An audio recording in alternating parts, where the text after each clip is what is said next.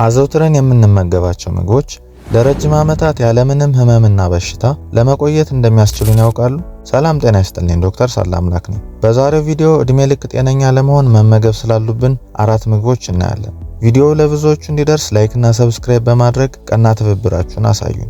አንደኛ፣ ቅጠላማ አረንጓዴ አትክልቶች። ቅጠል ያላቸው አትክልቶች ልክ እንደ ስፒናች፣ ጥቅል ጎመን፣ ሰላጣና ቆስጣ አይነት አትክልቶች በቫይታሚኖች፣ በፎሌትና በአንቲኦክሲዳንቶች የበለጸጉ ናቸው። ይህም ለአእምሮ ጤንነት፣ ለደም ስሮቻችን ጤንነትና ለተስተካከለ የምግብ መፈጨት ስርዓት ይጠቅማል። እነዚህን አትክልቶች መመገብ እድሜ ሲጨምር ሊመጣ የሚችልን የአጥንት መድከምና መሰበርን ይከላከላል። ጥናቶች እንደሚያሳዩት ቅጠላማ አትክልቶችን መመገብ አንዳንድ የካንሰር አይነቶችን ለመከላከል ይጠቅማል። እነዚህ አትክልቶች የያዟቸው ቫይታሚኖችና አንቲኦክሲዳንቶች በሽታ የመከላከል አቅምን ይጨምራሉ። ሁለተኛ፣ አሳ የያዘው ከፍተኛ የኦሜጋ 3 ፋቲ አሲድ መጠን የልብ ጤንነትን ለመጠበቅ፣ የአእምሮ ጤንነትን ለመጠበቅና የማስታወስ አቅምን ለመጨመር ከፍ ያለ ጥቅም አለው። እነዚህ ፋቲ አሲዶች ኢንፍላሜሽን በመቀነስና የተስተካከለ የደም ዝውውር እንዲኖር በማድረግ ስትሮክና የልብ በሽታን ለመከላከል ይጠቅማል። አሳ በቫይታሚን ዲ የበለጸገ ስለሆነ የአጥንት ጤንነትን ከመጠበቅ በተጨማሪ በሽታ የመከላከል አቅምን ይጨምራል።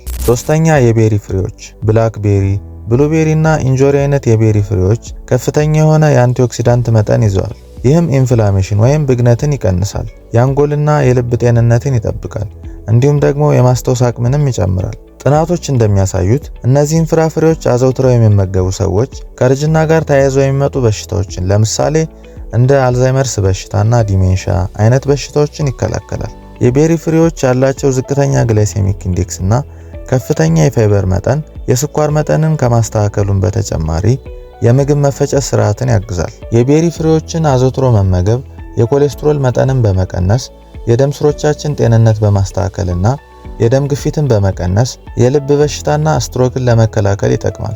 አራተኛ፣ ነጭ ሽንኩርት። ነጭ ሽንኩርት የያዘው አሊሲን የተባለ ንጥረ ነገር ሰውነታችን በሽታ እንዲከላከል የሚያደርጉትን ህዋሶች ስራቸውን በመጨመርና በቫይረስና ባክቴሪያ በቀላሉ እንዳንጠቃ ያደርጋል። ነጭ ሽንኩርትን መመገብ የደም ግፊትን በመቀነስ የደም ዝውውር ስርዓትን በማስተካከልና ኮሌስትሮል በመቀነስ የልባችን ጤንነት ከማሻሻሉም በተጨማሪ በስትሮክ በሽታ የመያዝ ዕድልን ይቀንሳል። ነጭ ሽንኩርት የያዛቸው አንቲኦክሲዳንቶች ከሰውነታችን መርዛማ ነገሮች እንዲወገዱ በማድረግ የጉበትን የማጣራት አቅም ይጨምራል። የዛሬው ቪዲዮ ይህንን ይመስላል።